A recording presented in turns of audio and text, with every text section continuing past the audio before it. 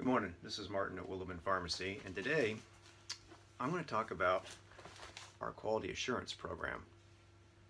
What is a quality assurance program, you may ask? It's simply a program we have developed to self-monitor ourselves. When you're a pharmacist and you work for a big chain, somebody else comes up with a policy and procedure for watching over you. If a customer complains, if you make a mistake, it's up to the management to speak to that mistake, to take charge of it, figure out what happened, get to the root cause of it.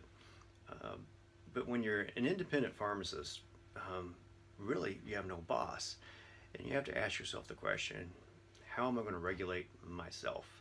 How am I going to discipline myself? How am I going to correct myself? And as an independent pharmacy, everybody has to ask this question. Occasionally you can make a severe mistake that leads to a lawsuit, and when that happens, that'll come up. How do you correct yourself? How do you maintain continuous quality improvement? How do you, what happens when you make a mistake? Who do you report to? How do you be your own boss, your own corrector, your own administrator? So you have to develop a policy and procedure manual when you're an independent pharmacy that kind of addresses that, and this is it for me. And so what happens whenever we have an incident, and that's what we call a mistake, and it's a rather broad description. It can be a true mistake. We handed somebody up the wrong pill, whether it be the different drug or wrong strength. We typed a direction wrong. We put the wrong doctor on there. It could also be something as simple as somebody tried to pass a forgery onto us. It could be where we deny a prescription to somebody. Usually it's a narcotic because we think that it's not a valid prescription, or that they're doctor shopping, that they've lied to their doctor. Or we look at the state drug database and we see that they've seen 5 doctors in the last 3 weeks, and they're basically out searching for narcotics. That's something we document. That's an incident. It could be a drug error that we've caught and have reported to the doctor and corrected, and potentially saved a patient from an ER visit.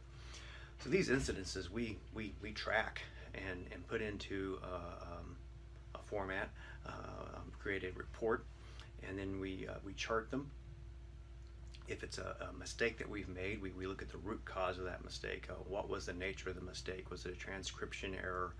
Was it a lack of diligence error? Was it a confirmation bias error? Then we look at the root cause of it, and at the end of every month, we look over the last 6 to 9 months. We have a team meeting. We all get together and we say, these are the mistakes that we've made. We're very open about it. These are the mistakes we've made in the last 6 to 9 months. Let's make sure that we don't repeat that error, because when we do these reports, we try to find the root cause and try to find a way to correct it. So we make sure that the mistakes we made in the past, that the corrections we made are still working. We haven't repeated that mistake.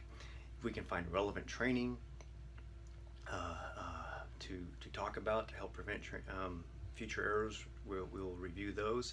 That typically comes in the form of articles that I find on other pharmacists and pharmacies that have gotten into trouble or in litigation based on a mistake. Sometimes they're in-depth training articles on how to prevent errors in the pharmacies. Those tend to be the same over and over and over again, but occasionally I'll find something that's new and relevant. So we'll present those in a staff meeting, and just try to keep that focus on making sure that we do things correct and safe. This is a human business run by humans, and because of that, errors happen. Our error rate's really low, thank gosh, knock on wood, and our goal is to keep it that way. And it's because we have a policy and procedure manual that we've created to help regulate ourselves, to help answer to ourselves, and to help make sure that we are keeping ourselves accountable, so that we do everything in a safe manner, so that you get the correct medicine in the correct strength with the correct directions to you in the most efficient manner possible. And it's something that independent pharmacies have to do on their own. And maybe the chains have that in place. With the chains do typically have that in place, and that's a necessity for them because they have so many employees. But when those pharmacists step out of those roles and into an independent role, it's something they have to develop for themselves. And if you ever want to come in and talk to me about my policy and procedure manual, I'll be happy to discuss it with you. My name is Martin at Willow Pharmacy, and if you have any questions, reach out and contact me. I'll be happy to answer them. Otherwise, like and subscribe, and get your flu shot. It is that time of the year. You guys have a great day. Thanks for listening.